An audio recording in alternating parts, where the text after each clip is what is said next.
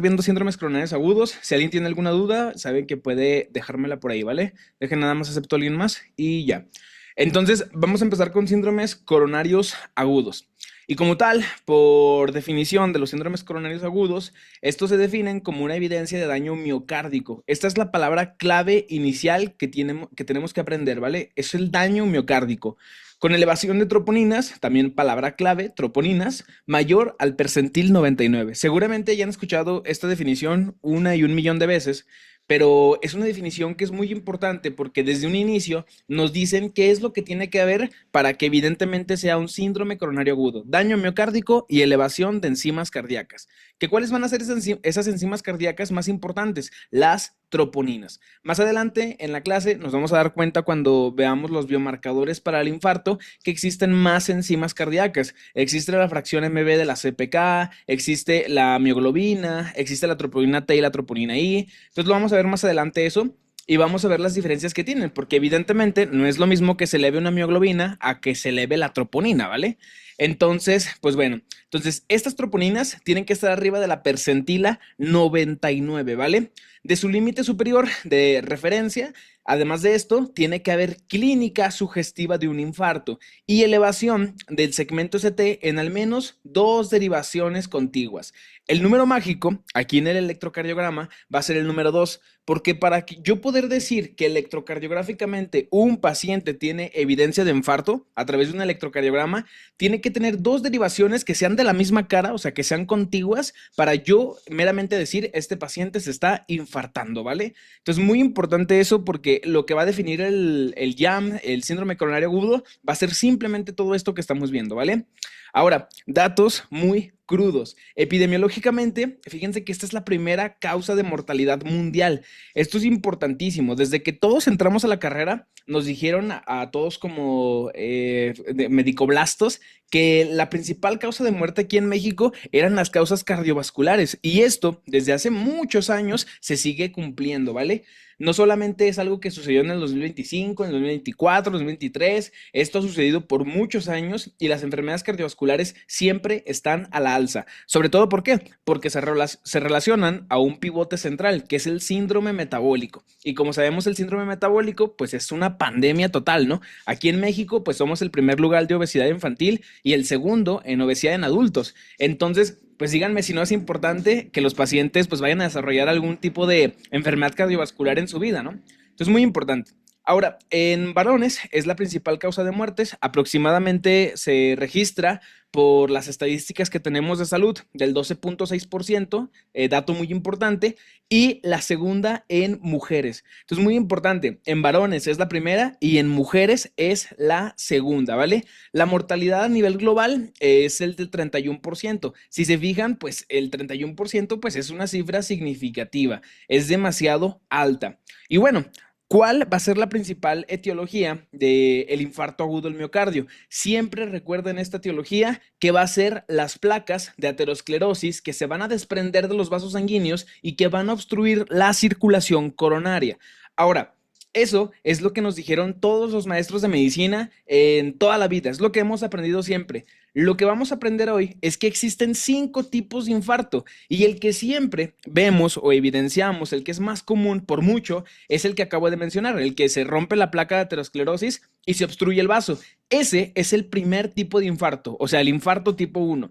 Pero existe el tipo 2, existe el tipo 3, el tipo 4 y el tipo 5. Entonces, ahí les va a manera muy sencilla. El tipo 1 es el 90% de todos los tipos de infartos, ¿vale? Que es la ruptura de placas ateroscleróticas que obstruyen la circulación a nivel coronario, ¿vale? Y evidentemente eso nos va a llevar a un desorden súper grave porque si se obstruye la circulación, pues va a haber zonas que se van a empezar a morir del corazón, ¿vale? Va a haber necrosis miocárdica. El tipo 2 se va a caracterizar por enfermedades sistémicas que causen desequilibrio entre la oferta y la demanda de oxígeno en el miocardio. ¿Qué quiere decir esto? que no necesariamente hay como tal un tapón de grasa que está tapando, sino que más bien el corazón está demandando mucha sangre y no podemos ofrecerle la cantidad suficiente para lo que él necesita, ¿vale? Por ejemplo, pacientes en estados donde tenemos bajo gasto cardíaco, como por ejemplo puede ser estados de choque, pacientes que se encuentran en UCI, o sea, en unidad de cuidados intensivos, tienen este tipo de patologías y hacen isquemias cardíacas a manera crónica, ¿vale? Entonces, muy importante tenerlo en cuenta porque a final de cuentas va a ser más lento el desenlace, pero a final de cuentas nos va a llevar a síndromes coronarios, ¿vale? Eventualmente va a conducir a lo mismo. El tipo 3 es el más fácil de recordar. Recuerden que el tipo 3 es el que está relacionado a muerte súbita cardíaca. ¿Qué quiere decir? Un paciente que tuvo una parada cardíaca de manera súbita y pues básicamente falleció, ¿vale? El tipo 4 lo vamos a dividir en dos y el tipo 4 quiero que se acuerden de la palabra hemodinamia porque el tipo 4 es el que tiene que ver con procedimientos de cateterismo. El tipo 1, el tipo 4A es a través de intervención coronaria percutánea, o sea, básicamente un paciente que se murió que le dio un síndrome coronario agudo en una intervención coronaria percutánea. Y el tipo 4B es el paciente que se le puso un stent, pero el stent que se le puso se le trombosó. Quiere decir que se empezaron a juntar muchas plaquetas, muchos eritrocitos alrededor de ese stent y a final de cuentas, pues imagínense que no se le dio anticoagulación a ese paciente y como no lo anticoagulamos, pues se le trombosó ese stent. Entonces, tipo 4A es por intervención coronaria percutánea o ICP y el 4B es por trombosis del stent que previamente se colocó, ¿vale? El tipo 5 es uno de mis favoritos también porque tiene que ver con cirugía como tal cardíaca. La cirugía cardíaca van a darse cuenta en un paso de años que muy probablemente vaya a ser desplazada porque ahorita todo se está haciendo a través de mínima invasión, que básicamente es el cateterismo, las salas de hemodinamia. Entonces ya casi no se ve mucho, pues la cirugía cardiovascular, digo, eventualmente esto se va a ir cambiando, pero recuerden que el tipo 5 es el tipo de infarto que está relacionado a todos los procedimientos de cirugía de revascularización. Entonces, si está asociado a una cirugía cardíaca, es un infarto tipo 5, ¿vale? Entonces, con esto ya se van a acordar de todos los tipos de infarto, pero el que me interesa que recuerden sí o sí es ¿sale? El tipo 1, es el más importante, sobre todo porque los pacientes, la gran mayoría de México, van a presentar ¿vale? La gran mayoría hacemos placas de aterosclerosis que eventualmente esas placas se van a romper, van a obstruir la circulación coronaria y pues va a haber hipoxia, ¿vale? Y además de hipoxia, pues va a haber necrosis y todo lo que sucede a nivel electrocardiográfico, que ahorita vamos a verlo más adelante. Ahora, como factores de riesgo, vamos a tener tres principales y que tenemos que recordar. El primero, hipertensión arterial sistémica, uno de los principales. Fíjense que hasta el 60% de pacientes lo llegan a tener, es uno de los factores de riesgo más importantes. Diabetes mellitus y pues bueno, eventualmente también el tabaquismo. El tabaquismo, pues como sabemos, no solamente para lo que es el síndrome coronario agudo, sino para muchísimos más tipos de enfermedades, ¿no? Incluso cuestiones oncológicas. Entonces, hipertensión, diabetes y tabaquismo, al menos son estos los tres que nos da la guía de práctica clínica, ¿vale? Vámonos en cuanto a la fisiopatología, que esta es de las fisiopatologías más interesantes y que yo creo que la gran mayoría de estudiantes de medicina vimos en la carrera, ¿no? Básicamente lo que sucede es que con el paso de años se van acumulando restos de grasa en lo que son los vasos sanguíneos a nivel periférico. Y esto sucede porque hay un desequilibrio entre la formación de lipoproteínas de baja densidad y alta densidad. A esa enfermedad en la que hay alteración de las lipoproteínas, ya sea de baja densidad o alta densidad, se conocen como dislipidemias. Y la consecuencia de la dislipidemia es que va a producir placas de aterosclerosis en el paso de los años. ¿Y esto por qué es importante? Pues bueno, porque a final de cuentas, conforme vaya pasando el tiempo, la luz del vaso que va quedando obstruida por la grasa que se va quedando ahí, porque tenemos muy altas proteínas de baja densidad y tenemos una muy baja cantidad de proteínas de alta densidad, lo que va a suceder es que el vaso se va a ir estenosando, se va a ir cerrando.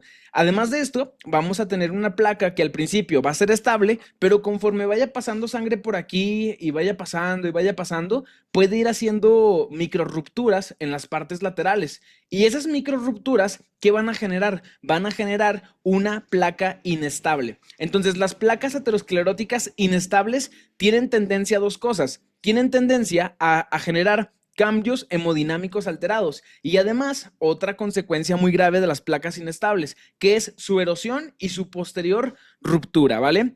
Si una placa se rompe, o sea, esta placa de acá se rompe, ¿qué va a pasar?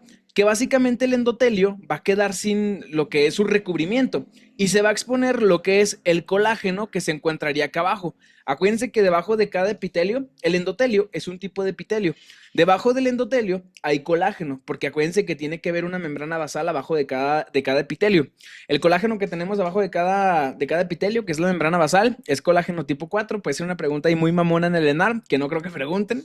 Es más como para estudiantes de medicina. Y ese colágeno tiene algo muy importante. Ese colágeno expone varios factores, especialmente a lo que es el factor de von Willebrand. Entonces, este factor de von Willebrand es muy importante porque va a desencadenar una respuesta a través de las plaquetas. Las plaquetas son muy importantes porque dentro de ellas se encuentran unos gránulos y estos gránulos lo que hacen es que al momento de liberarse llaman a muchas más plaquetas. Es como una manera de yo avisar de que un vaso se rompió y tenemos que formar un trombo para tapar lo que es ese espacio. Entonces, esos gránulos se conocen como gránulos alfa y básicamente lo que liberan son prostaglandinas, tromboxano A2, este de acá, ADP, que básicamente trombina, que eventualmente todo eso va a servir para generar lo que es la activación de la vía de la coagulación. Entonces, al momento de que se desencadena toda esta sinergia de plaquetas, pues se va a formar lo que es un trombo blanco, ¿sale? El trombo blanco es cuando las plaquetas están todas unidas para poder tapar lo que es este pequeño espacio. Una vez que es tapado, se le van a ir pegando también eritrocitos y se le van a ir pegando también leucocitos. Entonces, esto va a dar la apariencia de un trombo rojo. Esa es la diferencia entre un trombo blanco y un trombo rojo a manera muy sencilla. El trombo rojo, que ya se le pegaron eritrocitos, que ya se le pegaron leucocitos y que además tiene plaquetas, va a poder irse libre a lo que es la circulación sistémica. Entonces, este trombo rojo, imagínense que este es un vaso coronario, imagínense que esta es la arteria, no sé, coronaria derecha. Este trombo, al ser tan grande, puede llegar a obstruir la circulación de lo que es esta arteria. Y esto, pues, comprometer lo que es la circulación a nivel de esa arteria, ¿no? Y pues, eventualmente sabemos, si a una célula no le llega suministro sanguíneo, ¿qué es lo que va a suceder? Que ese conjunto de células que antes era irrigado por esa arteria, ya no va a tener suministro sanguíneo. Y si tenemos un pedazo del corazón que empieza bueno, más bien que se priva de oxígeno, que ya no tiene nada de estos requerimientos, ¿qué va a pasar? Pues que va a terminar en necrosis, se va a morir ese espacio. Entonces lo importante va a ser poder alcanzar a lo que es ese pedazo de miocardio y poderlo ayudar al paciente para evitar que se lleve a cabo esa ola expansiva de daño, ¿vale? Entonces va a ser lo más importante. Ahorita más adelante vamos a ver cómo es que se va dando esa ola expansiva, porque es muy importante. Entonces, pues básicamente se rompe la placa, se genera el aterotrombo, que básicamente el aterotrombo es ese coágulo, ese trombo que se desprendió y que interrumpe la circulación sistémica. Y finalmente hay compromiso coronario, ¿vale? ¿Cuáles son los cambios hemodinámicos a los que me refería? Normalmente la sangre, si nos vamos un poco a lo que es el Guyton, hay que recordar que el tipo de flujo que tiene la sangre es un flujo de tipo laminar, ¿sale? Laminar quiere decir que va todo en una misma dirección, es anterógrado y todo va en una misma dirección.